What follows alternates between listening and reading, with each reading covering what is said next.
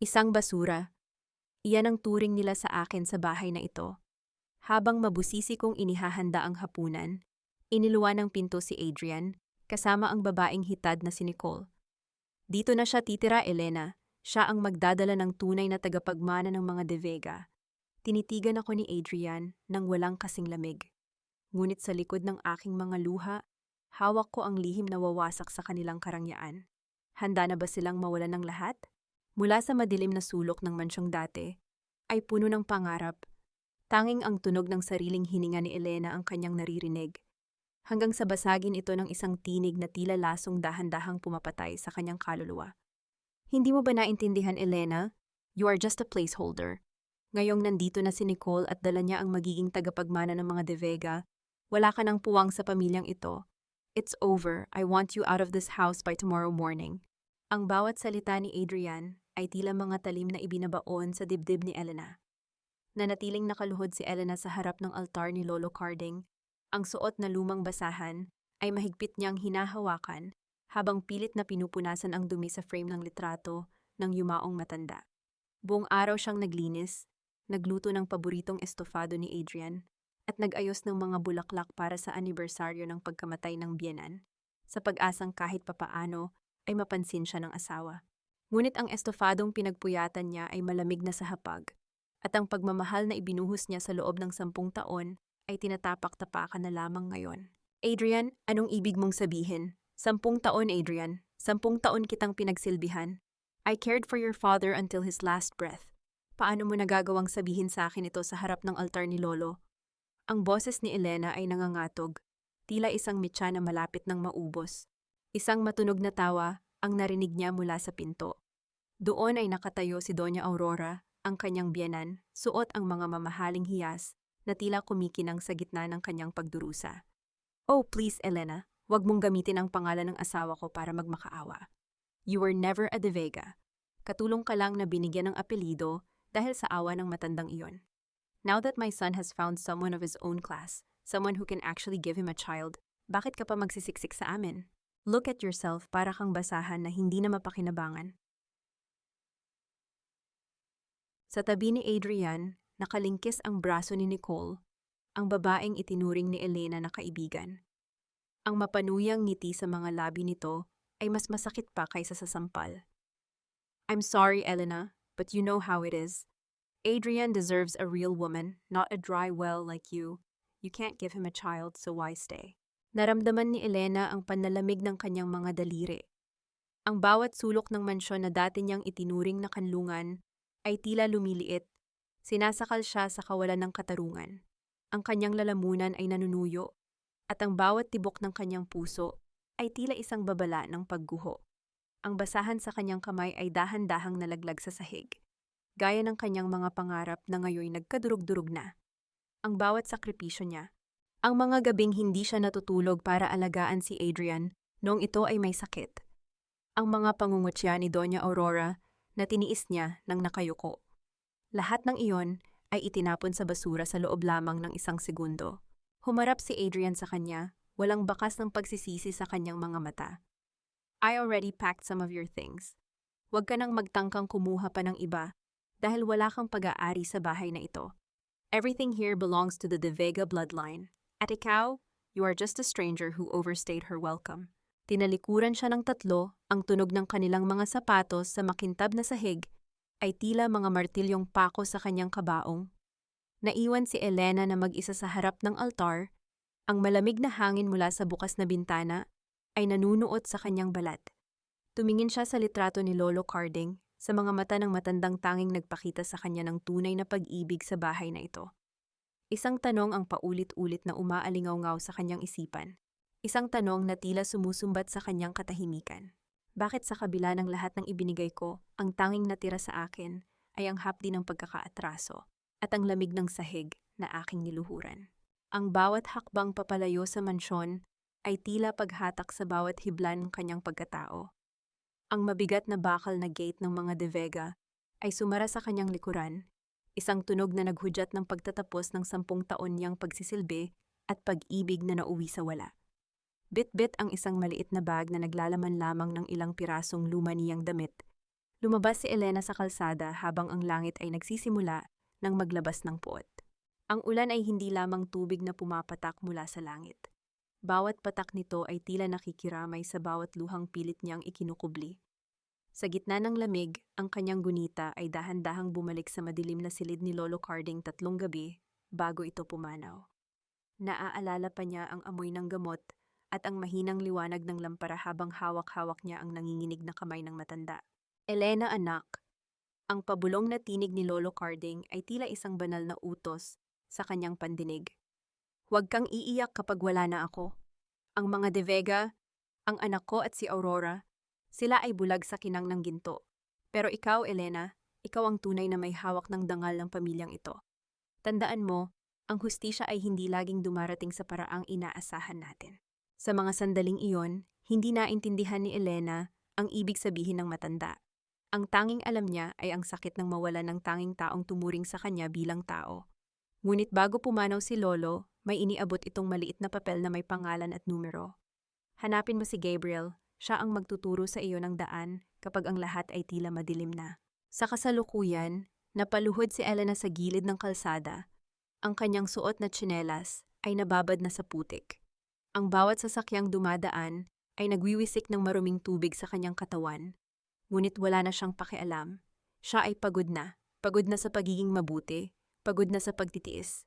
Ang kanyang puso ay tila isang tuyong dahon na tinangay ng hangin sa kawalan.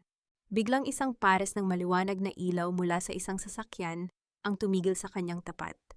Ang pag-ikot ng mga gulong sa basang kalsada ay dahan-dahang huminto. Isang lalaki ang bumaba, hawak ang isang itim na payong, at mabilis na lumapit sa kanya upang silungan siya mula sa bagsik ng ulan. Elena, is it really you? Ang boses ng lalaki ay malalim, baritono, at puno ng pag-aalala. Inangat ni Elena ang kanyang mukha. Sa gitna ng labo ng kanyang paningin dahil sa ulan at luha, nakita niya ang isang pamilyar na mukha. Ang matatalas na mata at seryosong anyo ni Attorney Gabriel, ang bunsong katuwang ni Lolo Carding sa mga huling buwan nito sa kumpanya. Attorney Gabriel, anong ginagawa niyo rito? Mahinang tanong ni Elena, ang kanyang mga labi ay nanginginig sa lamig. I've been looking for you, Elena. Hindi ko inasahan na ganito kanila itatapon sa kalsada. Lolo Carding warned me about this but I didn't think Adrian could be this heartless. Sagot ni Gabriel habang inaalalayan siyang tumayo. Ang init ng kamay nito sa kanyang braso ay tila isang kuryenteng gumising sa kanyang nananamlay na diwa. Huwag kang matakot. Hindi ka na mag-iisa simula ngayon. Inalalayan siya ni Gabriel patungo sa sasakyan. Bago pa man makapasok si Elena, may kinuha si Gabriel mula sa loob ng kanyang Amerikana, isang maliit, kulay gintong susi na may nakaukit na letrang C. Ito ang iniwan ni Lolo Carding para sa iyo.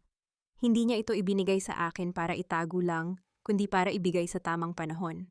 Wika ni Gabriel habang tinititigan si Elena ng may matinding determinasyon. Ito ang susi sa iyong kalayaan, Elena. At ito rin ang susi na magbubukas sa pinto ng katotohanang matagal nilang itinago sa iyo. Napatitig si Elena sa susi. Ang lamig ng bakal nito sa kanyang palad ay tila nagbigay ng bagong init sa kanyang dugo. Isang lihim na takot at pag-asa ang sabay na sumibol sa kanyang dibdib. Ano ang kayang buksan ng susing ito? At anong uri ng kalayaan ang tinutukoy ni Gabriel sa gitna ng kanyang pagkakadurog? Labhan mo lahat yan. Siguraduhin mong kasing puti ng papel ang mga damit ni Nicole bago sumikat ang araw. Kung hindi, huwag mo nang asahang makukuha mo kahit ang lumang litrato ng nanay mo. Ang tinig ni Doña Aurora ay parang hagupit ng latigo sa gitna ng katahimikan ng gabi. Pagkatapos siyang ihatid ni Gabriel malapit sa gate at payuhan na magtiis muna ng isang huling gabi, para makuha ang mga mahahalagang dokumento ni Lolo Carding, bumalik si Elena sa mansyon. Ngunit hindi pahinga ang bumungad sa kanya, kundi isang bundok ng maruming damit sa labas ng laundry area. Ang bawat kuskus ni Elena sa magaspang na tela ay nagpapahapdi sa kanyang mga palad na dati nang may mga sugat dahil sa gawaing bahay. Ang amoy ng matapang na sabon ay nanunuot sa kanyang ilong, ngunit mas matapang ang amoy ng mamahaling pabango ni Nicole na kumapit sa bawat piraso ng damit. Bawat mantsa na pilit niyang tinatanggal ay tila paalala ng bawat insultong ibinabato sa kanya sa loob ng bahay na ito. Masyado ka namang seryoso sa paglalaba, Elena. Baka naman pati ang kulay ng mga damit ko ay mabura sa tindi ng galit mo.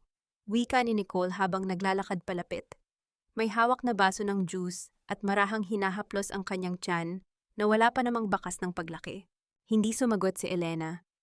Nanatiling nakayuko ang kanyang ulo, ang kanyang mga mata ay nakatuon lamang sa bumubulang tubig sa palanggana. Nararamdaman niya sa kanyang bulsa ang susing ibinigay ni Gabriel, ang malamig na metal na tila nagbibigay sa kanya ng lakas na huwag sumabog sa galit. Alam mo, bilib din ako sa kapal ng mukha mo. Kung ako sa'yo, kanina pa ako tumalon sa tulay sa hiya. Isipin mo, 10 taon kang naging asawa pero isang gabi lang kitang pinalitan sa puso ni Adrian. Pagpapatuloy ni Nicole, ang bawat salita ay may halong pait at pangungutya. Sayang lang ang ganda mo, Elena.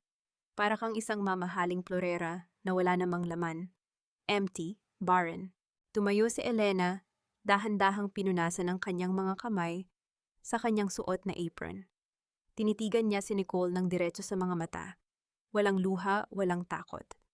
Ang tunay na laman ng isang tao ay wala sa sinapupunan, Nicole. Nasa puso at katapatan yan. At kahit anong gawin mong pagnanakaw sa buhay ko, hinding-hindi mo makukuha ang respeto na kailanman ay hindi mo natutunan. Isang mabilis na pagbabago ng emosyon ang rumihistro sa mukha ni Nicole. Ang kanyang ngiti ay napalitan ng matinding puot. Ang lakas ng loob mong magsalita ng ganyan. Akala mo ba hindi ko alam na may itinatago ka? Bago pa man makakilos si Elena, biglang hinablot ni Nicole ang maliit na sling bag na nakasabit sa gilid ng labahan, ang bag kung saan inilagay ni Elena ang gintong susi ni Lolo Carding. Nagkaroon ng mabilis na agawan hanggang sa bumagsak ang bag sa semento at kumalat ang mga gamit ni Elena. Lumabas mula sa dilim si Doña Aurora, dala ang isang flashlight na itinutok sa mukha ni Elena. Anong kaguluhan ito? Magnanakaw ka talaga, Elena. Ano itong kinukuha mo sa amin? Nanlaki ang mga mata ni Nicole nang makita ang gintong susi na kumikinang sa ilalim ng liwanag ng flashlight. Mabilis niya itong pinulot at ipinakita kay Aurora. Tingnan niyo, tita. Magnanakaw nga siya. Ninakaw niya ang susi ng vault ni Lolo Carding. Huwag mong hawakan yan. Hindi niyo pag-aari yan. Sigaw ni Elena, ngunit huli na. Hawak na ng kanyang mga kaaway ang tanging alas na mayroon siya. Humarap si Doña Aurora kay Elena. Ang kanyang muka ay tila isang demonyong nagwagi sa isang laro. So ito pala ang dahilan kung bakit ayaw mong umalis. Pulis, Adrian, tawagin niyo ang mga pulis. Hulihin ang magnanakaw na ito. Ang ganda ng gabi para sa isang pagdiriwang, pero tila may basura tayong kailangang ilabas muna sa harap ng ating mga panauhin. Ang boses ni Adrian ay umalingaw-ngaw sa malawak na sala ng mansyon, kung saan ang mga kristal na chandelier ay nagbibigay ng nakasisilaw na liwanag, kabaligtaran ng madilim na anyo ni Elena. Kasalukuyang may maliit na pagtitipon para sa mga piling kaibigan at kasosyo sa negosyo ni Adrian upang ipagdiwang ang pagbubuntis ni Nicole. Ngunit ang kagalakan ay naputol ng kaladkarin ni Doña Aurora si Elena papasok sa gitna ng bulwagan habang iwinagayway ni Nicole ang gintong susi na tila isang tropeyo ng pagkapanalo. Ang bawat mata ng mga bisita ay nakatuon kay Elena. Basang-basa ang kanyang damit, may mga bakas ng sabon sa kanyang braso, at ang kanyang buhok ay gulo-gulo. Ang kahihiyan ay tila isang makapal na kumot na bumabalot sa kanya, sapat na upang gustuhin niyang lamunin na lamang siya ng lupa. Adrian, tingnan mo ang asawa mo. Hindi lang pala siya baog at walang silbi sa bahay na ito, magnanakaw din pala siya. Ang tinig ni Aurora ay puno ng pagkamuhing walang halong pag-aalinlangan. Ninakaw niya ang susing ito mula sa mga gamit ni Carding. Sino ang nakakaalam kung ano pa ang kinuha niya bago natin siya mahuli? Lumingon si Adrian kay Elena. Ang kanyang mukha ay puno ng pandidiri na tila isang dumi ang tinitingnan niya. Is this true, Elena? Pinatira kita rito, binigyan ng pagkain, at ito ang igaganti mo? You are a curse to this family. Simula nang dumating ka, puro kamalasan ang dinala mo. At ngayon, pati ang alaala ng tatay ko, dudungisan mo. Hindi ko iyan ninakaw, Adrian. Ibinigay iyan sa akin ni Lolo Carding sa pamamagitan ni Attorney Gabriel. Pilit na paliwanag ni Elena, ang kanyang boses ay pumanhik sa gitna ng bulungan ng mga tao. Iyan ang katotohanang ayaw ninyong tanggapin, na mas pinagkatiwalaan ako ni Lolo kaysa sa inyong sariling dugo. Isang malakas na sampal mula kay Adrian ang nagpalingon sa mukha ni Elena. Ang tunog ng palad na tumama sa balat ay tila isang kulog na nagpatahimik sa buong silid. Naramdaman ni Elena ang paglasa ng sariling dugo sa kanyang labi. Huwag mong gamitin ang pangalan ng tatay ko para pagtakpan ang pagiging kriminal mo. Sigaw ni Adrian, ang kanyang mga mata ay nanlilisik sa galit. Nicole is carrying the future of the De Vegas. She is the blessing, and you? You are just a mistake I made 10 years ago.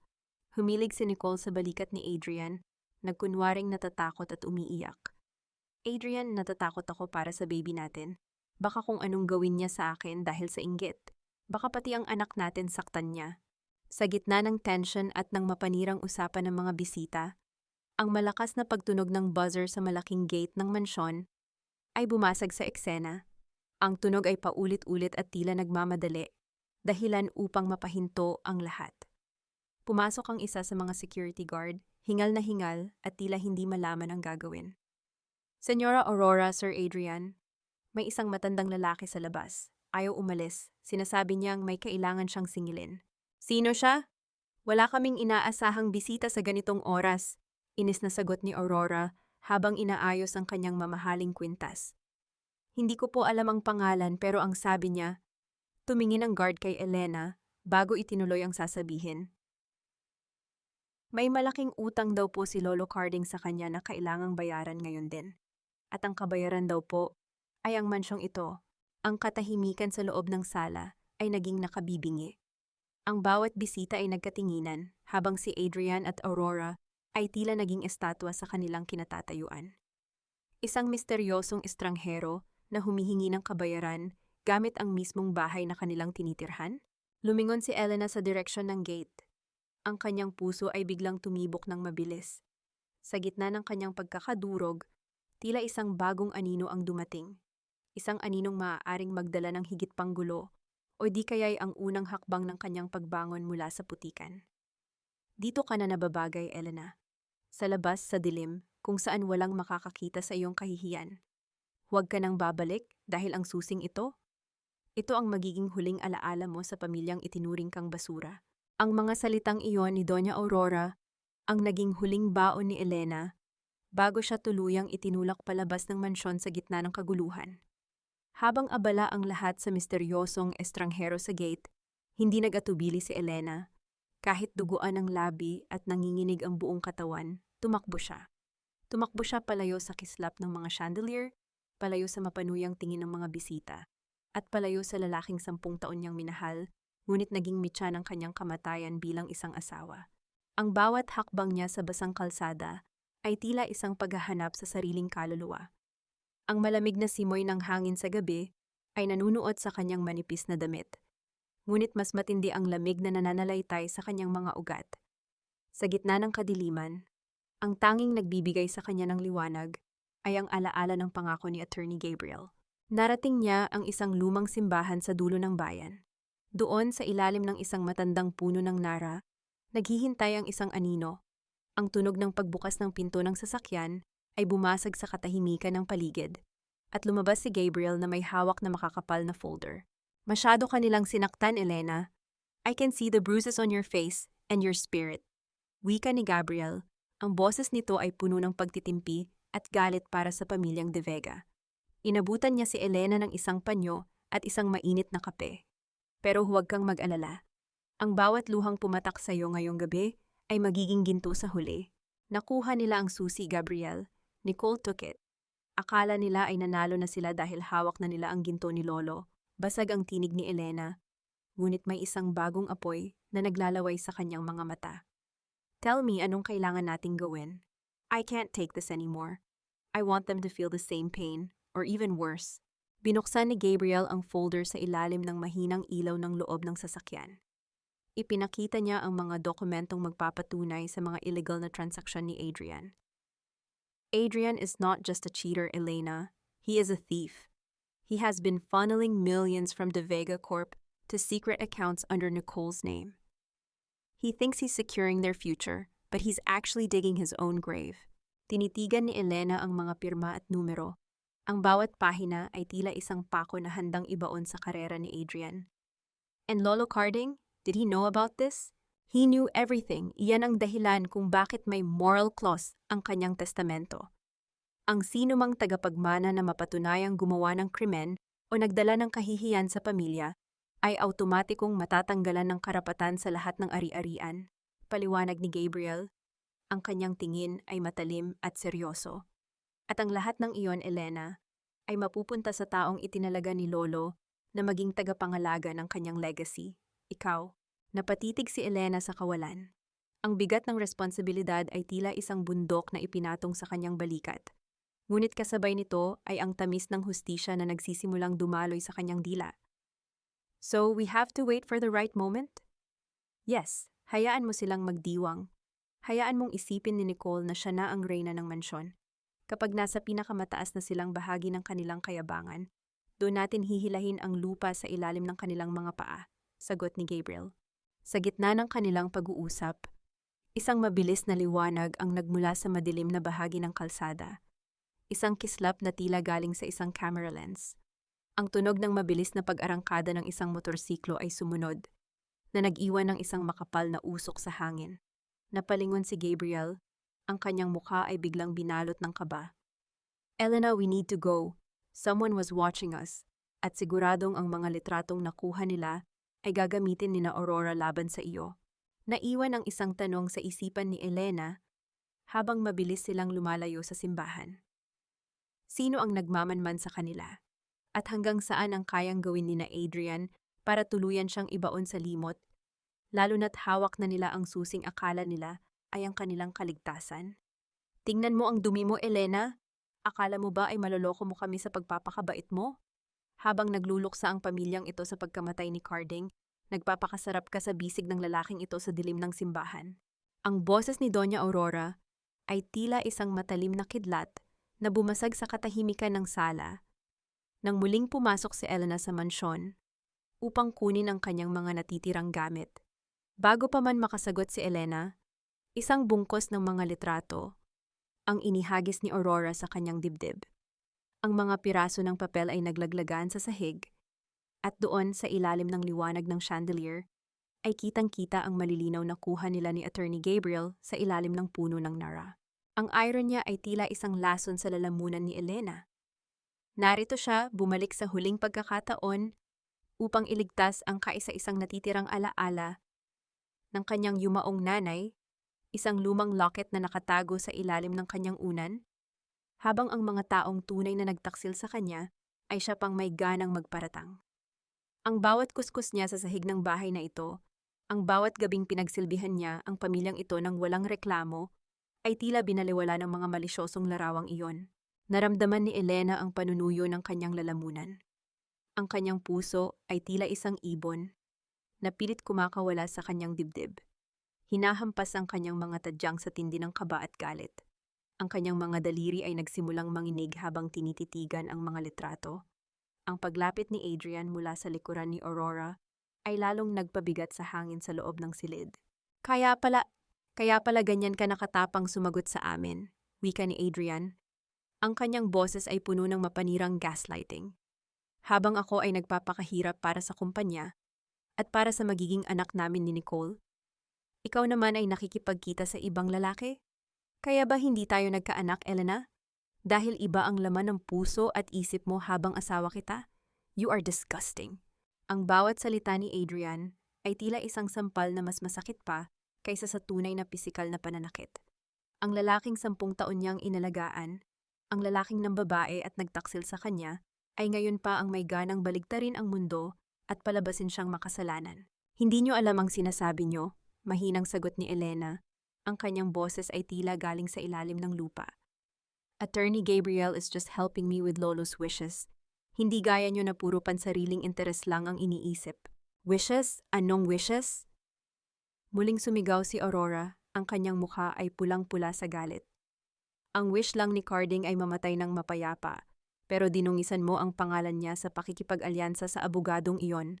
Wala ka nang makukuha rito. Adrian, tawagan mo ang security. Kalad ka rin ang babaeng iyan palabas. At huwag na huwag nang papasukin kahit kailan. Ngunit bago pa man makahakbang si Adrian, ang malakas na pagtunog ng telepono sa ibabaw ng lamesa ay bumasag sa tension. Ang tunog ay sunod-sunod, tila isang babala ng paparating na sakuna.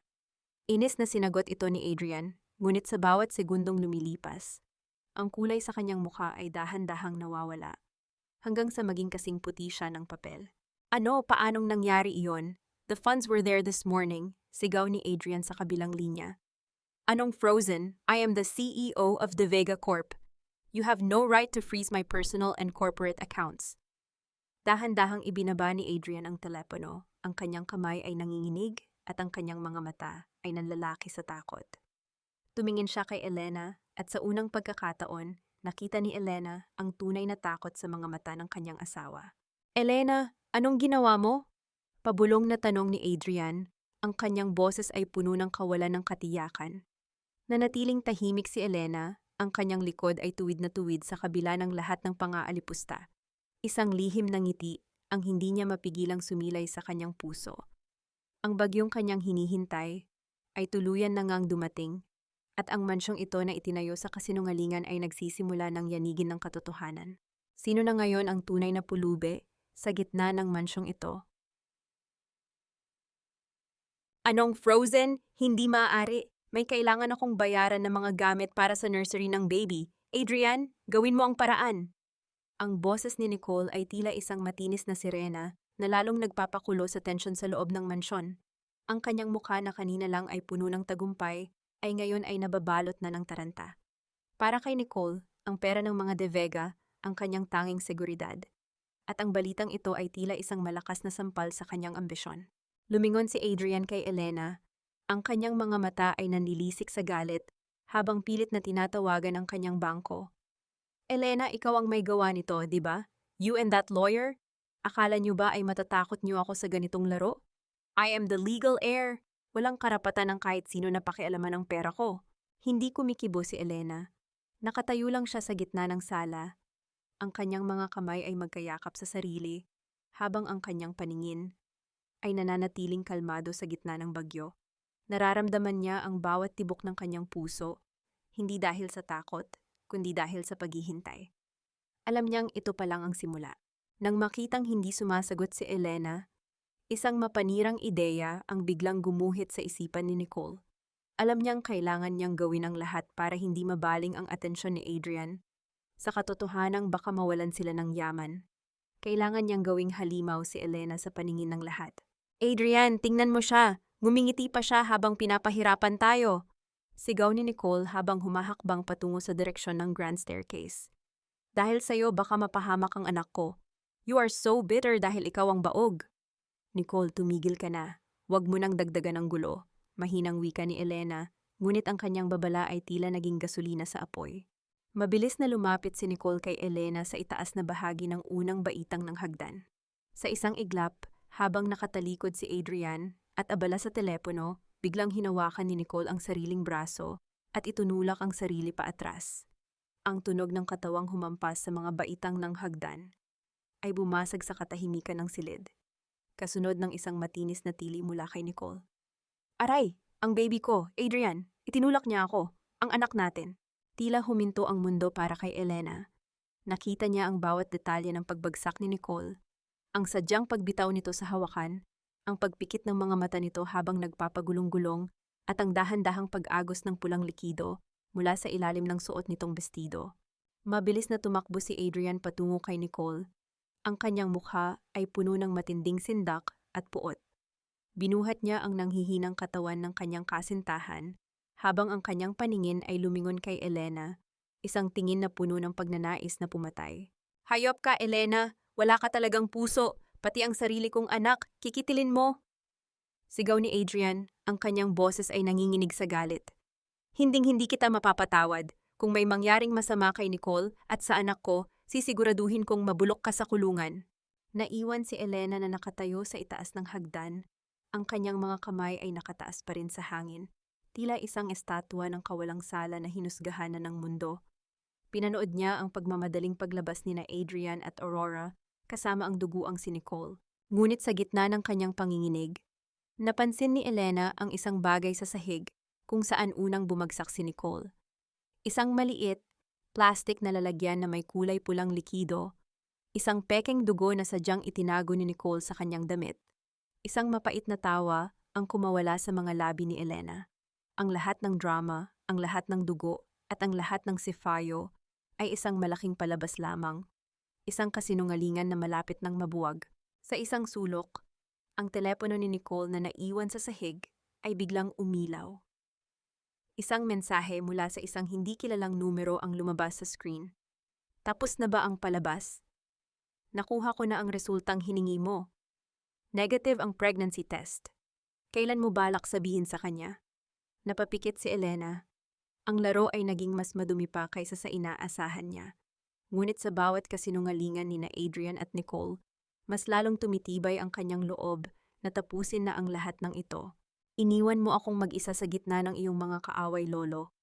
Pero bakit tila hanggang ngayon, ang iyong mga salita pa rin ang nagsisilbing baluti ko sa gitna ng digmaang ito?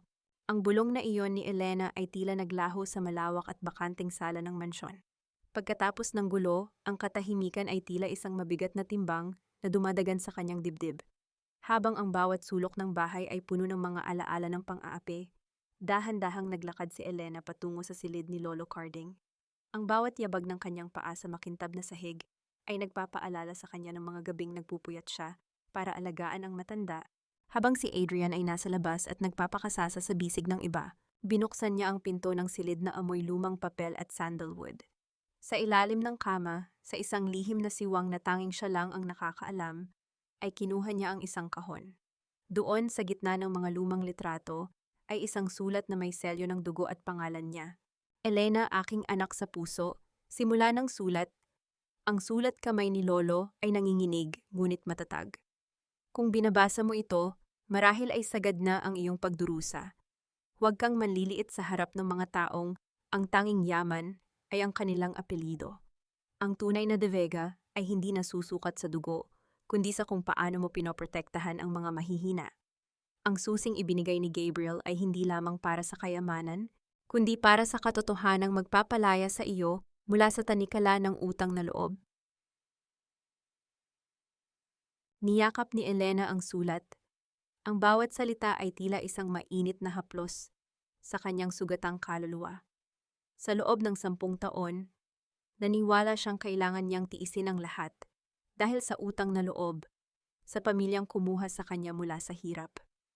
Ngunit ngayon naintindihan na niya, ang utang na loob niya ay kay Lolo Carding lamang at ang huling hiling ng matanda ay ang makita siyang lumalaban.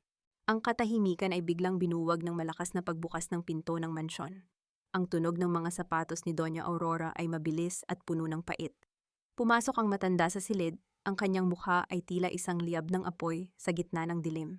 Nandito ka pa rin? Akala ko ba ay may natitira ka pang hiya, Elena? Sigaw ni Aurora. Habang mabilis na lumapit at hinablot ang sulat mula sa kamay ni Elena. Ano ito? Isa na naman sa mga pakananyo ni Carding? Akala niyo ba ay hindi ko nahanap ang tunay na testamento? Nanlaki ang mga mata ni Elena. Ang kanyang puso ay tila tumigil sa pagtibok. Anong sinasabi niyo, Doña Aurora? Isang mapanuyang tawa ang kumawala sa mga labi ng matanda. Inilabas niya mula sa kanyang bag ang isang makapal na dokumento. Ang dokumentong may orihinal na lagda ni Lolo Carding na akala ni Elena ay nawawala na. Nahanap ko ito sa ilalim ng kutsyon niya noong gabi ng kanyang burol.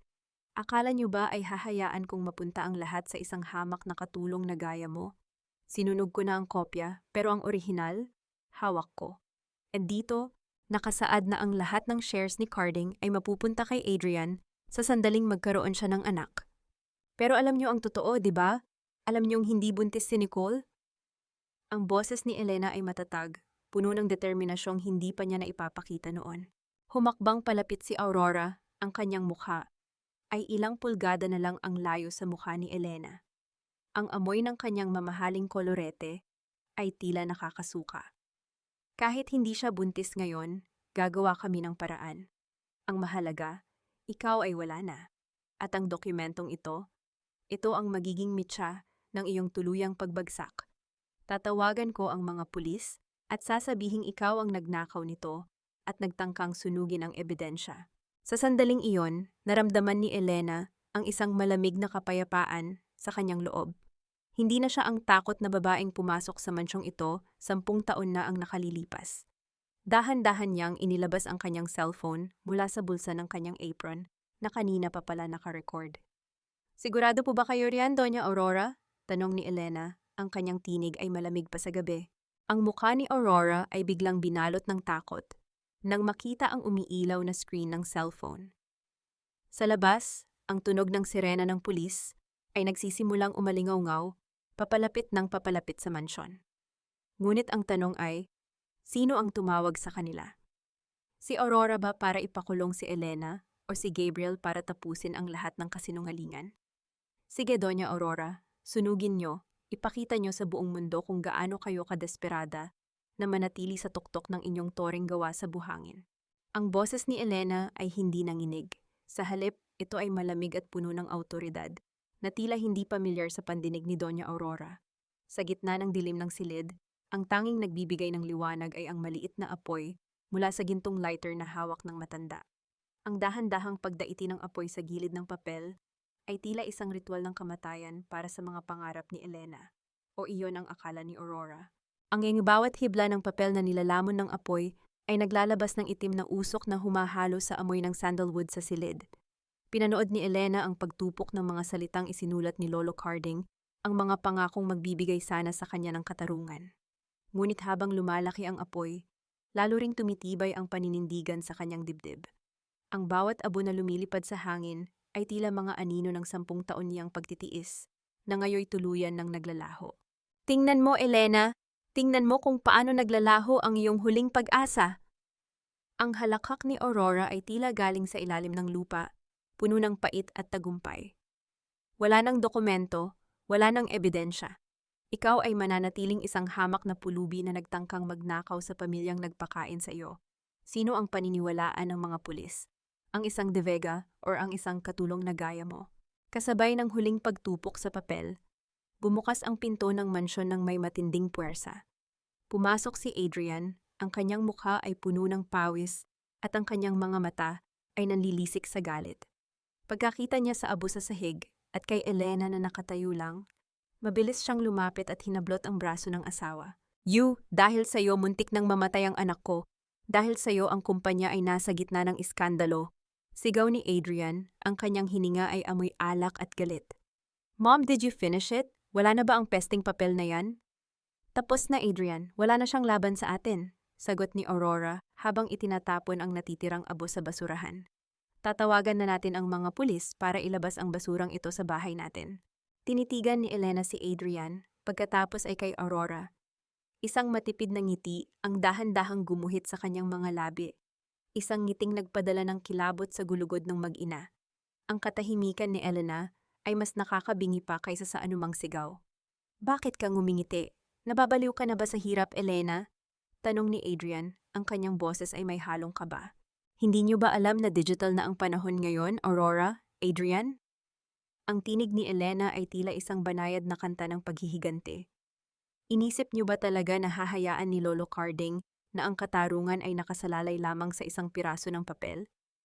Habang abala kayo sa panununog ng mga abo, ang original na digital copy ng testamento at ang mga video ng inyong mga illegal na gawain ay kasalukuyan nang ipinapadala sa Securities and Exchange Commission at sa lahat ng mga major news outlets sa bansa.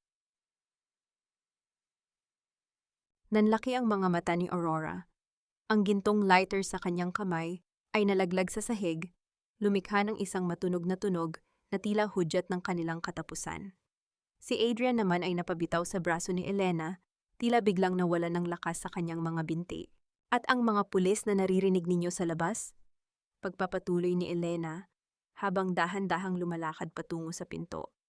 Hindi sila narito para sa akin. Narito sila dahil sa report ni Attorney Gabriel tungkol sa falsification of documents at embezzlement ng pondo ng kumpanya. At higit sa lahat, para sa ebidensya ng sadyang pananakit sa sarili ni Nicole para lamang mag-frame up ng isang inosenteng tao. Ang tunog ng mga yabag ng sapatos sa labas ng mansyon ay papalapit ng papalapit.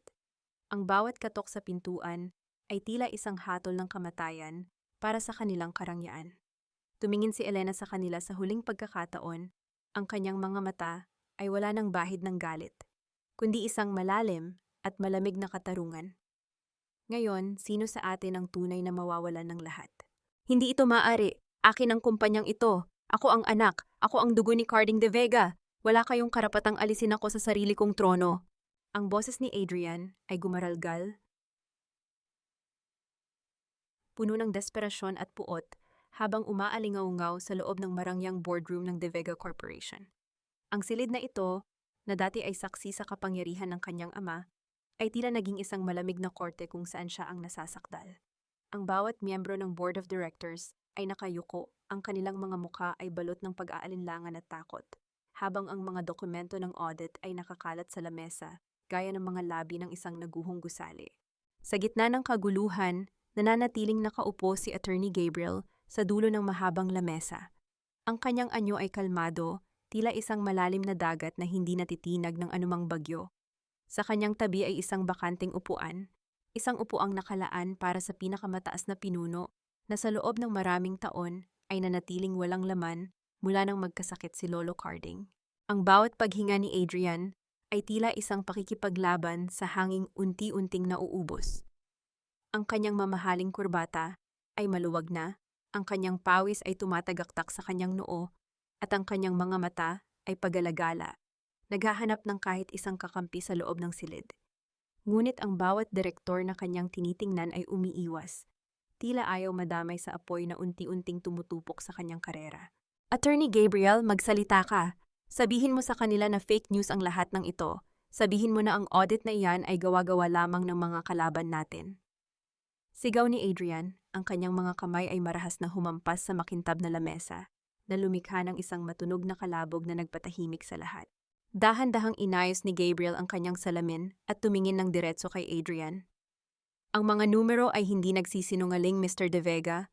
Ang 10 milyong pisong nawawala sa pondo ng kumpanya ay direktang pumasok sa account ni Nicole San Jose. Ang mga pirma sa mga peking invoice ay napatunayan na ng mga eksperto na iyo. Hindi ito fake news. Ito ay katotohanan. Naramdaman ni Adrian ang panlalambot ng kanyang mga tuhod. Napaupo siya sa kanyang upuan, ang kanyang paningin ay nagsimulang lumabo. Sa kanyang isipan, tila naririnig niya ang mga bulong ni Nicole noong gabi. Bago ang lahat ng ito, ang mga pangakong magsasama sila sa yaman, ang mga plano para sa nursery ng bata na hindi naman pala totoo. Ang bawat kasinungalingan ay tila isang pako na ngayon ibinabaon sa kanyang sariling kabaong. I can explain. It was for the expansion. Nicole was just a consultant. Pautal-utal na palusot ni Adrian, ngunit kahit siya ay hindi na naniniwala sa kanyang sariling sinasabi. Expansion? Isang tinig ang sumingit mula sa pintuan. Isang tinig na hindi kailanman inakala ni Adrian na maririnig niya sa loob ng boardroom na ito. Ang expansion ba na tinutukoy mo ay ang pagbili ng mga mamahaling alahas at condo unit sa Makati gamit ang pawis at dugo ng mga empleyado ng kumpanyang itinayo ni Lolo. Lahat ay napalingon sa pinto. Doon ay nakatayo si Elena. Hindi na siya ang babaeng nakasuot ng apron at basahan. Suot niya ang isang formal na itim na blazer. Ang kanyang buhok ay maayos na nakapusod, at ang kanyang mukha ay kakikitaan ng isang uri ng kapayapaan na tanging ang mga taong dumaan sa matinding apoy ang mayroon. Sa kanyang kamay ay hawak niya ang isang maliit na panulat. Ang gintong panulat na madalas gamitin ni Lolo Carding sa paglagda ng mga mahahalagang kontrata. Dahan-dahang lumakad si Elena patungo sa gitna ng silid. Ang bawat yabag ng kanyang sapatos ay tila isang pintig ng hustisya na sumasabay sa kaba ng mga naroon. Huminto siya sa tabi ni Gabriel. Ang kanyang tingin ay nakatuon kay Adrian. Hindi sa galit, kundi sa isang uri ng awa na mas masakit pa kaysa sa anumang sampal. Elena, anong ginagawa mo rito? Wala kang lugar sa kumpanyang ito. Security, ilabas ang babaeng ito. Sigaw ni Adrian, ang kanyang boses ay mataas at desperado. Ngunit walang security na dumating. Nanatiling tahimik ang paligid, maliban sa tunog ng aircon na tila isang mapanuksong bulong sa gitna ng tensyon. Inilabas ni Gabriel ang isang makapal na dokumento mula sa kanyang folder at inilatag ito sa harap ng board. Bago ninyo paalisin ang babaeng tinutukoy nyo, hayaan ninyong ipakilala ko sa inyo ang bagong majority shareholder ng De Vega Corporation. Ayon sa huling habilin at testamento ni Mr. Ricardo Carding De Vega, ang 51% ng shares ng kumpanya ay inilipat na sa ilalim ng pangalan ng isang tao sa sandaling mapatunayan ang kawalan ng integridad ng kasalukuyang pamunuan. Ang bawat direktor ay nagbulungan, ang kanilang mga mata ay nanlaki sa gulat. Si Adrian naman ay tila naging estatwa, ang kanyang hininga ay naputol sa gitna ng kanyang lalamunan. At sino ang taong iyon? Tanong ng isa sa mga matatandang direktor. Ang kanyang boses ay puno ng panginginig. Tumingin si Gabriel kay Elena at sa isang hudyat. Ang dalawa ay sabay na tumingin sa kabuuan ng board. Ipinapakilala ko sa inyo ang tunay na tagapagmana ng vision at yaman ni Lolo Carding. Wika ni Gabriel, ang bawat salita ay tila isang hatol na hindi na mababawi pa. Ang bagong chairperson ng De Vega Corporation. Inabot ni Gabriel ang upuan sa dulo ng lamesa at inilapit ito para kay Elena. Habang dahan-dahang nauupo si Elena, ang kanyang mga mata ay nanatiling nakatitig kay Adrian. Isang matalim na katahimikan ang bumalot sa buong boardroom, isang katahimikang nagdadala ng tanong, nawawasak sa huling pag-asa ng mga De Vega. Sino ang may-ari ng 51% ito na may kapangyarihang magpabagsak sa tore ng mga De Vega sa isang kurap lamang? Hindi! Isang malaking pagkakamali ito. Isang katulong lang siya, isang pulubi na pinulot sa kalsada ni Papa dahil sa awa. Hindi niyo maaaring ibigay ang kumpanyang ito sa isang taong walang kahit isang patak ng dugo ng mga De Vega. Ang sigaw ni Adrian ay umalingaw-ngaw sa bawat sulok ng boardroom. Ang kanyang boses ay nanginginig sa pagitan ng galit at matinding takot. Ang kanyang mga kamay, na dati ay kampanteng humahawak sa baso ng mamahaling alak, ay ngayon ay nakadiin sa lamesa, hanggang sa mamuti ang kanyang mga kuko. Tinitigan niya ang bawat miyembro ng board, nagbabaka sakali ng isang kampi, isang boses na magsasabing panaginip lang ang lahat ng ito. Pero ang tanging nakita niya ay ang mga matang puno ng paghatol at pag-iwas. Sa gitna ng kanyang pagwawala, nanatiling tahimik si Elena. Dahan-dahan niyang inayos ang kanyang pagkakaupo, sa swivel chair na gawa sa tunay na katad. Ang upuang tanging si Lolo Carding lang ang may karapatang gumamit noon. Ang lamig ng sandalan nito sa kanyang likod ay tila isang matatag na suporta mula sa kabilang buhay. Napatingin si Elena sa kanyang sariling mga kamay, ang mga kamay na may mga peklat at magaspang dahil sa 10 taon ng paglalaba, pagluluto at paglilinis ng mansyon. Ngayon, ang makakakamay na iyon ang hahawak sa pluma na magtatakda ng katapusan ng paghahari-harian ni Adrian. Ang dugo ay maaaring magbigay sa iyo ng apelyido, Adrian, pero ang integridad ang nagbibigay sa iyo ng karapatang mamuno. Ang boses ni Elena ay malumanay, pero bawat salita ay tila isang hapdi ng latigo sa pandinig ng lahat. You failed, Lolo Carding. You failed the employees who trusted this family. At higit sa lahat, tinalikuran mo ang pagiging tao dahil sa kasakiman. Integridad? Don't talk to me about integrity, Elena. Kasabwat mo ang abogadong iyan. Ginamit niyo ang sakit ni Papa para manipulahin ang testamento. Muling bulyaw ni Adrian, habang pilit na humahakbang patungo sa kanya, pero mabilis na hinarangan ni Attorney Gabriel. Mr. De Vega, huwag mong piliting lumala ang sitwasyon mo. Babala ni Gabriel, ang kanyang boses, ay kasing lamig ng bakal. Mayroon kaming sapat na ebidensya. Hindi lang ang digital copy ng testamento, kundi pati ang ebidensya ng iyong mga illegal na transaksyon. At may isa pa, inilabas ni Gabriel ang isang remote control at binuksan ang malaking screen sa harap ng boardroom. Ang video na lumabas ay nagpatahimik sa lahat, pati na kay Adrian. Doon sa loob ng silid ni Lolo Carding, kitang-kita ang mukha ni Doña Aurora habang may hawak na lighter. Dahan-dahang sinusunog ang mga dokumento habang tumatawa sa harap ni Elena. Ang bawat kislap ng apoy sa video ay tila sumasalamin sa bawat kasinungalingan ng pamilya De Vega. That's a setup! Pautal-utal na wika ni Adrian, ang kanyang mukha ay tuluyan ng nawalan ng kulay. She was just cleaning. Cleaning the evidence, Adrian? Tanong ni Elena, dahan-dahang tumayo at lumapit sa kanya. Ang kanilang mga mata ay nagtagpo, ang isa ay puno ng katarungan, ang isa ay balot ng pagkawasak. Nicole is at the hospital right now, diba? The doctor called. Do you want to know the truth about your heir? Napatigil si Adrian. Ang kanyang hininga ay naging mababaw. What about the baby? Walang baby, Adrian. Nicole was never pregnant. Ang dugong nakita mo sa hagdan? It was fake. Isang palabas para lang palabasin akong masama. At para lalo mo akong sipaing palabas ng buhay mo. Binitawan ni Elena ang bawat salita ng may bigat na tila mga bato. You lost everything for a lie, Adrian. Pinagpalit mo ang babaeng nagmahal sa iyo ng tapat para sa isang ilusyong gawa sa dugo at kasinungalingan. Isang matinding katahimikan ang bumalot sa boardroom. Ang tanging naririnig ay ang mabilis at gulugulong paghinga ni Adrian. Ang bawat direktor ay nagsimulang tumayo at dahan-dahang lumabas ng silid, Iniwan ang mag-asawa sa gitna ng naghihingalong karangyaan. Humarap si Elena sa bintana, tinitigan ang malawak na syudad sa ibaba. Ang mansyon na dati niyang kulungan ay tila wala na sa kanyang isipan. May 30 minuto kayo ni Aurora para lisanin ang mansyon. Kinuha ko na ang utos mula sa korte. Ang bawat gamit na binili nyo, gamit ang pera ng kumpanya, ay maiiwan sa loob. Lumabas kayo sa paraang gusto ninyo nang may kaunting natitirang hiya o sa harap ng mga pulis. Napaluhod si Adrian sa sahig. Ang kanyang mga kamay ay nakatakip sa kanyang mukha, habang ang mga balikat niya ay nanginginig sa tahimik na pag-iyak. Ngunit para kay Elena, ang mga luhang iyon ay huli na. Ang bawat patak nito ay hindi na kayang hugasan ang 10 taon niyang paghihirap. Lumingon si Elena kay Gabriel, na tahimik na naghihintay sa gilid. Handa na ang lahat, Gabriel? Handa na, chairperson, sagot ng abogado.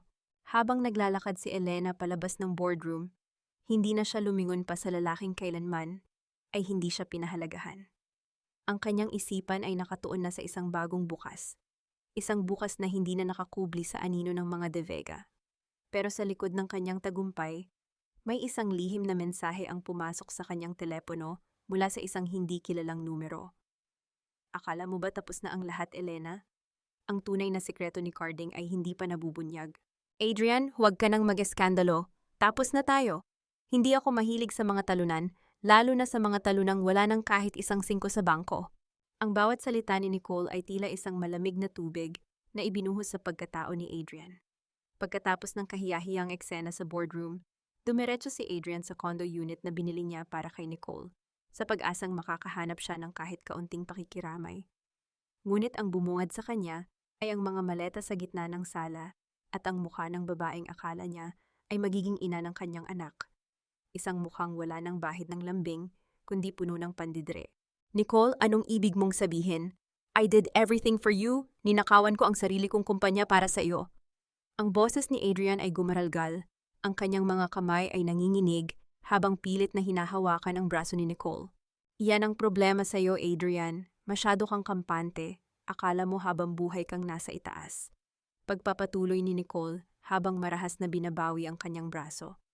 Ngayong si Elena na ang may hawak ng lahat. Ano pang mapapala ko sa iyo? Magiging pabigat ka lang sa akin. At yung baby, never kaming nag-exist sa plano ko, Adrian. Ginamit ko lang yon para makuha ang gusto ko. Ngayong wala ka na, aalis na rin ako. Iniwan ni Nicole ang isang naglulupasay na Adrian sa gitna ng malamig na sahig ng kondo. Ang bawat hakbang ng babae papalayo ay tila isang martilyo na nagwawasak sa huling piraso ng dignidad ni Adrian. Ang katahimikan sa loob ng silid ay naging nakabibingi maliban sa tunog ng mahinang pag-iyak ng isang lalaking nawalan ng lahat dahil sa isang maling akala. Habang nangyayari ang lahat ng ito, sa harap ng malaking gate ng mansyon ng mga De Vega, isang matandang babae ang kasalukuyang nakikipaglaban sa sarili niyang kahihiyan. Si Doña Aurora, suot ang kanyang mamahaling seda na ngayon ay gusot-gusot na, ay nakatayo sa harap ng mga security guard na dati ay yumuyukod sa kanya. Hindi niyo ba ako kilala? Ako ang asawa ni Ricardo De Vega. Paraan niyo ako, may kukunin lang akong gamit sa loob. Ang sigaw ni Aurora ay puno ng desperasyon. Ngunit ang mga guard ay nanatiling parang mga pader na hindi natitibag. Pasensya na po, Ma'am Aurora. Ang utos po ng bagong chairperson, bawal na po kayong pumasok. Lahat po ng personal ninyong gamit na napatunayang binili, bago ang kasal ni Sir Adrian, ay ipapadala na lang sa inyo sa labas. Sagot ng isang guard, ang tinig ay formal ngunit walang bahid ng dati nitong takot. Sa isang bintana sa ikalawang palapag ng mansyon, nakatayo si Elena. Pinapanood niya ang pagbagsak ng reynang dati ay nagpahirap sa kanya. Nakita niya ang pagdating ng taxi kung saan bumaba ang isang basang-basang si Adrian na tila isang basang sisiw na lumapit sa kanyang ina. Ang mag-inang dati ay naghahari-harian sa bahay na ito ay ngayon ay nagmamakaawa sa labas ng sarili nilang gate. Naramdaman ni Elena ang isang matinding bigat sa kanyang dibdib. Hindi ito kagalakan, kundi isang uri ng pagod. Ang paghihiganti, sa kabila ng tamis nito, ay nagiiwan din ng isang malaking puwang sa puso. Dahan-dahan siyang lumingon at tumingin sa desk ni Lolo Carding. Doon, nakapatong ang kanyang telepono na muling umilaw dahil sa isang bagong mensahe mula sa parehong misteryosong numero. Ang nakita mo sa boardroom ay ang panlabas na anyo lamang ng hustisya, Elena. Pero alam mo ba kung bakit ka talaga pinili ni Carding? Hindi dahil sa kabutihan mo, kundi dahil sa isang utang na dugo na hindi niya kailanman nabayaran sa iyong mga magulang. Buksan mo ang lihim na drawer sa ilalim ng sahig ng kanyang library. Doon mo malalaman ang tunay mong pagkatao. Ang bawat salita sa mensahe ay tila isang tinik na bumaon sa isipan ni Elena. Utang na dugo? Ano ang kinalaman ni Lolo Carding sa kanyang mga magulang na matagal na niyang kinalimutan? Ang kanyang panginginig ay bumalik, hindi dahil sa lamig ng aircon, kundi dahil sa takot sa katotohanang maaaring magpabago sa lahat ng kanyang paniniwala tungkol sa tanging taong minahal niya sa pamilyang ito. Dahan-dahang naglakad si Elena patungo sa library. Ang bawat yabag niya sa sahig ay tila isang paanyaya sa isang madilim na sikreto. Sa labas, ang ulan ay muling nagsimulang pumatak. Tila nagbabadya ng isa na namang bagyong wawasak sa katahimikang kakamit pa lamang niya. Anong uri ng sikreto ang itinago ni Lolo Carding sa likod ng kanyang mga ngiti at kabutihan? At handa na ba si Elena na harapin ang katotohanang baka ang kanyang buong buhay ay nakatayo lamang sa pundasyon ng isang matandang pagsisisi? Ang bawat pader ng silid-aklatan na ito ay tila mga piping saksi sa isang kasalanang matagal nang ibinaon sa limot. Ngunit ang amoy ng lumang papel at alikabok ay tila humihingi ng katarungan sa bawat paghinga ko. Ang bulong na iyon ni Elena ay tila naglaho sa gitna ng malawak at madilim na library ni Lolo Carding. Habang ang ulan sa labas ay malakas na humahampas sa mga bintana, dahan-dahang lumuhod si Elena sa gitna ng silid, sa mismong ilalim ng paboritong upuan ng matanda. Gamit ang isang maliit na kutsilyo, sinimulan niyang kiskisin ang siwang sa pagitan ng mga tabla ng sahig. Ang tunog ng kahoy na nagkikiskisan ay tila isang mabilis na tibok ng puso sa katahimikan ng gabi. Naramdaman ng kanyang mga daliri ang isang maliit na uka, isang lihim na mekanismo na sadyang itinago mula sa paningin ng karamihan. Sa isang malakas na pagtulak, ang isang bahagi ng sahig ay dahan-dahang umangat na naglabas ng isang maliit at kalawanging kahon na gawa sa bakal. Ang lamig ng metal sa kanyang palad ay nagpadala ng kilabot sa kanyang buong katawan. Sa loob ng kahon ay isang kupas na clipping ng pahayagan mula 20 taon na ang nakalilipas at isang sulat na may tuyong marka ng dugo sa gilid. Ang headline ng balita ay tila isang malakas na sampal sa kanyang mukha. Isang trahedya sa pabrika, mag-asawang trabahador, patay sa isang sinadyang sunog. Nanginginig ang mga kamay ni Elena habang binabasa ang sulat ni Lolo Carding na nakalakip dito. Elena, patawarin mo ako. Ang yaman ng mga De Vega ay itinayo sa ibabaw ng abo ng iyong mga magulang. Hindi aksidente ang sunog na pumatay sa kanila. Ito ay isang kapabayaan para makuha ang insurance money na nagligtas sa kumpanya ko mula sa pagkalugi. Ang pagkuha ko sa iyo sa lansangan ay hindi lamang dahil sa awa, kundi dahil sa bigat ng krus na dinala ko sa loob ng 2 dekada. Ikaw ang tunay na may-ari ng bawat sentimong meron ako, dahil binuwis ng iyong pamilya ang kanilang buhay para sa aking kasakiman. Ang bawat salita ay tila isang matulis na karayom na tumutusok sa puso ni Elena. Ang tanging taong itinuring niyang anghel, ang taong nagligtas sa kanya mula sa hirap, ay siya rin palang dahilan kung bakit siya naging ulila. Ang kanyang mundo ay tila muling gumuho, mas matindi pa kaysa noong pinalayas siya ni Adrian. Ang pasasalamat na binuo niya sa loob ng 10 taon ay biglang napalitan ng isang malalim at mapait na puot. Kaya pala ganoon na lang ang pag-aalaga mo sa akin. Ang boses ni Elena ay basag, puno ng pait habang ang mga luha ay mabilis na pumatak sa lumang papel. Ang bawat yakap mo, ang bawat aral mo, lahat ba iyon ay bayad lamang sa utang na dugo? Ang katahimikan sa library ay biglang binuwag ng isang malakas na kalabog mula sa pinto. Ang tunog ng nabasag na salamin ay umalingaw-ngaw sa buong mansyon. Pumasok si Adrian, basang-basa ng ulan, ang kanyang mga mata ay nanlilisik at amoy ng matapang na alak ang bumabalot sa kanya. May hawak siyang isang bote ng gasolina at isang lighter na kanina pa pinaglalaruan ang apoy. Nandito ka lang pala, Chairperson.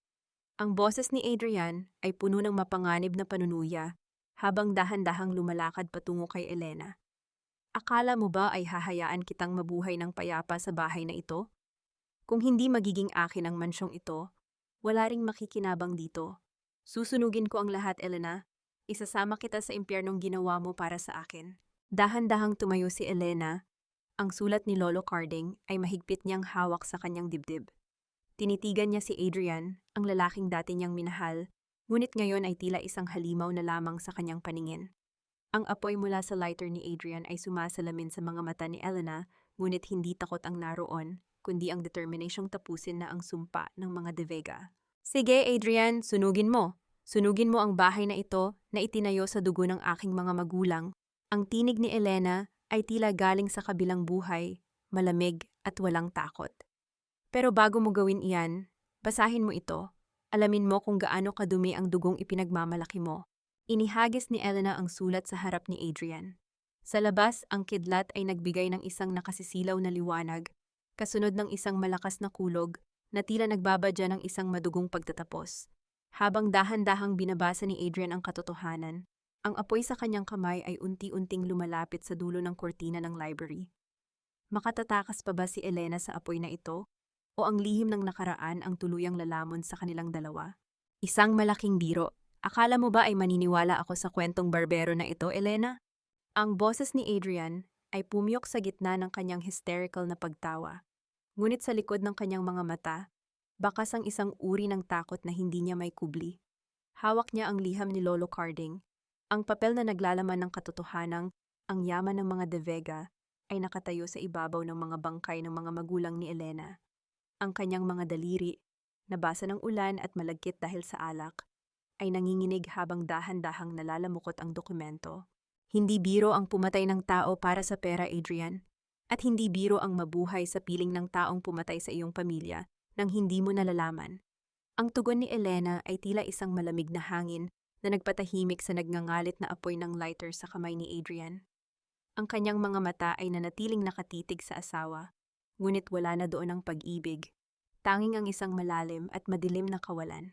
Sa isang biglang galaw, inihagis ni Adrian ang bote ng alak sa direksyon ng mga libro, na lumikha ng isang matunog na pagkabasag.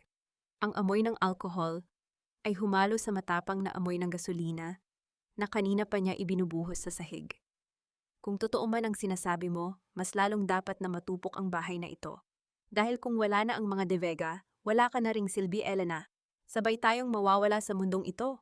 Binitiwan ni Adrian ang naglalagablab na lighter. Ang maliit na apoy ay dahan-dahang dumaiti sa basang sahig. At sa isang iglap, ang library ay binalot ng isang higanting liyab. Ang init ay agad na sumunggab sa balat ni Elena, tila mga dila ng demonyo na naghahanap ng mabibiktima. Ang yak makapal na itim na usok ay nagsimulang gumapang sa kisam, nilalamon ang bawat alaala ng pamilyang De Vega. Adrian, lumabas na tayo! Hindi mo kailangang gawin ito! Sigaw ni Elena habang pilit na tinatakpan ng kanyang ilong gamit ang manggas ng kanyang blazer. Ngunit si Adrian ay tila wala na sa sariling isip. Napaupo siya sa gitna ng silid, tinititigan ng apoy na tila ba ito ang kanyang huling kanlungan. Naramdaman ni Elena ang paninikip ng kanyang dibdib. Ang bawat paghinga niya ay tila paghigop ng nagbabagang abo. Sa gitna ng kaguluhan, ang kanyang paningin ay nanatiling nakatuon sa bakal na kahon sa sahig. Hindi niya maaaring hayaang mawala ang tanging ebidensya ng hustisya para sa kanyang mga magulang. Sa kabila ng panganib, gumapang siya patungo sa apoy. Ang kanyang mga kamay ay napaso sa init ng sahig, ngunit hindi siya tumigil. Elena, huwag! Ang boses ni Gabriel ay umalingaw-ngaw mula sa labas ng pintuan na ngayon ay nilalamon na rin ng apoy. Sa pamamagitan ng makapal na usok, nakita ni Elena ang anino ng abogadong pilit na sinisira ang nakatrangkang pinto.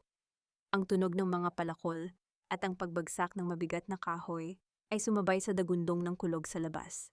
Gabriel, tulungan mo si Adrian! Ang huling sigaw ni Elena bago siya tuluyang igupo ng makapal na usok. Ang kanyang huling nakita ay ang pagpasok ni Gabriel sa silid. Ang anyo nito ay tila isang anghel sa gitna ng impyerno bago tuluyang magdilim ang lahat sa kanyang paningin. Ang tunog ng bumagsak na bahagi ng kisame ay ang huling narinig ni Elena bago siya lumubog sa isang malamig at walang hanggang kadiliman. Makakalabas pa ba sila ng buhay sa impyernong itinayo ng nakaraan? O ang katotohanan ay tuluyan ng mababaon sa ilalim ng mga abo ng mansyong De Vega? Ang amoy ng abo ay hindi lamang nagmumula sa mga nasusunog na libro, kundi mula sa mga pangarap na tinupok ng kasakiman sa loob ng 2 dekada. Idinilat ni Elena ang kanyang mga mata sa gitna ng maputing silid na amoy gamot at kalinisan. Ang puting kisame ay tila isang malawak na kawalan, malayo sa naglalagablab na impyerno na huling alaala niya sa loob ng library. Naramdaman niya ang hapdi sa kanyang mga braso na nababalot ng benda, at ang bawat paghinga niya ay may kasamang kirot sa kanyang lalamunan na tila puno pa rin ng itim na usok. Elena, salamat sa Diyos, gising ka na. Ang tinig ni Gabriel ay banayad, puno ng matinding ginhawa. Nakaupo ang abogado sa gilid ng kanyang kama. Ang mukha nito ay bakas ang pagpuyat, at ang ilang bahid ng uling na hindi pa ganap na naalis sa kanyang noo. Dahan-dahang iginalaw ni Elena ang kanyang kamay, at naramdaman ang matigas na ibabaw ng bakal na kahon sa kanyang tabi. Ang kahon? Ligtas ba ang mga dokumento? Ligtas ang lahat, Elena. Huwag mo nang isipin iyon ngayon. Ang mahalaga ay buhay ka, sagot ni Gabriel, habang marahang hinahawakan ang daliri ni Elena na walang benda. Ang init ng ugnayang iyon ay tila isang gamot na nagpapakalma sa nanginginig na diwa ng babae. Si Adrian, nasaan siya? Tanong ni Elena, ang kanyang tinig ay halos pabulong na lamang. Nagbago ang ekspresyon ni Gabriel. Ang kanyang panga ay nagtagpo sa tindi ng emosyon. Nakaligtas siya, pero nasa ilalim siya ng mahigpit na pagbabantay ng mga pulis sa kabilang ward. Malubha ang mga paso sa kanyang katawan, pero mas malubha ang mga kasong kakaharapin niya: arson, frustrated homicide, at ang lahat ng ebidensya ng embezzlement na nakuha natin. At si Doña Aurora? Hindi niya matanggap ang nangyari. Kasalukuyan siyang nagwawala sa hallway, isinisisi sa lahat ang pagbagsak ng kanilang pangalan. Isang malalim na buntong hininga ang kumawala sa mga labi ni Elena. Ang bawat salita ni Gabriel ay tila mga huling pako sa kabaong ng pamilya De Vega. Ang mansyong itinayo sa dugo at kasinungalingan ay tuluyan ng naglaho sa apoy, gaya rin ng kanyang 10 taon na pagtitiis. Ilang sandali pa, bumukas ang pinto ng silid at pumasok si Doña Aurora. Ang kanyang anyo ay hindi na ang reynang kilala ng lahat. Ang kanyang buhok ay gulo-gulo, ang kanyang mamahaling damit ay marumi, at ang kanyang mga mata ay puno ng luhang dulot ng puot. Masaya ka na ba, Elena? Sinira mo ang anak ko. Sinira mo ang pamilya namin. Ang sigaw ni Aurora ay paos at basag, habang pilit na lumalapit sa kama ni Elena bago hinarangan ng mga gwardya sa pinto. Dahil sa iyo wala na kaming matutuluyan. Dahil sa iyo magdurusa si Adrian sa kulungan. Tiningnan ni Elena ang kanyang biyenan. Sa unang pagkakataon, hindi takot ang naramdaman niya, kundi isang malalim na awa para sa isang matandang babaeng hanggang sa huli ay hindi nakita ang sarili nitong mga mali. Hindi ko kayo sinira, Doña Aurora. Kayo ang sumira sa sarili ninyo nang piliin ninyong itayo ang yaman nyo sa buhay ng ibang tao. Ang tinig ni Elena ay matatag, puno ng awtoridad na nagpatahimik sa buong silid. At ang anak nyo? Hindi siya biktima. Siya ang mitya ng sarili niyang apoy. Nang mailabas ng mga pulis si Aurora, muling bumalik ang katahimikan sa silid. Tumingin si Elena kay Gabriel at doon niya nakita ang isang bagay na matagal na niyang hinahanap, ang katapatan at pag-asa. Anong plano mo ngayon, Elena? Tanong ni Gabriel. Ang kanyang mga mata ay naglalakbay sa mukha ng babaeng tila muling isinilang mula sa abo. Gusto kong simulan ang paghilom, Gabriel.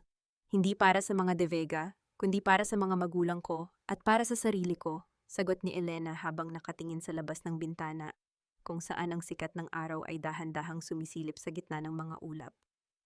Pero bago ang lahat, kailangan ko munang gawin ang isang huling bagay.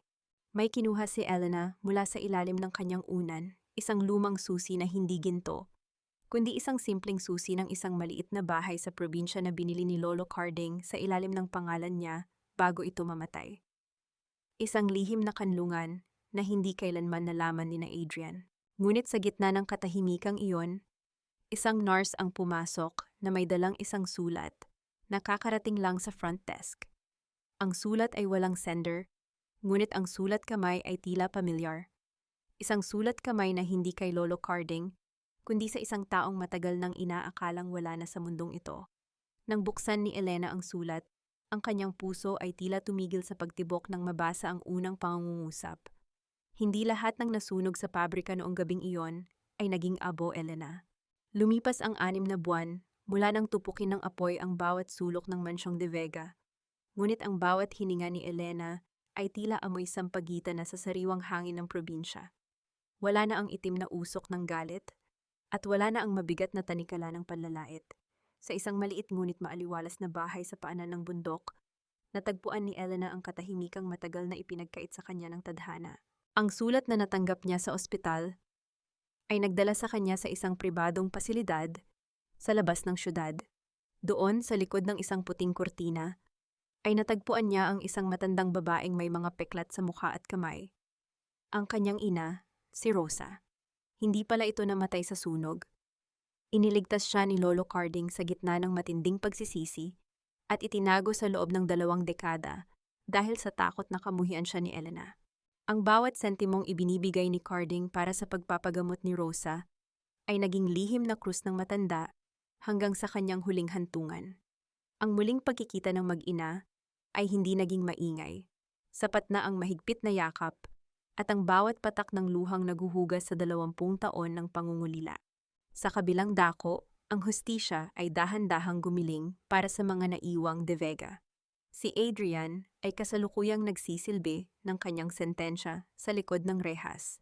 Ang kanyang karangyaan ay napalitan ng malamig na bakal at ang mga gabing puno ng pagsisisi habang pinapanood ang kanyang mga nasunog na pangarap.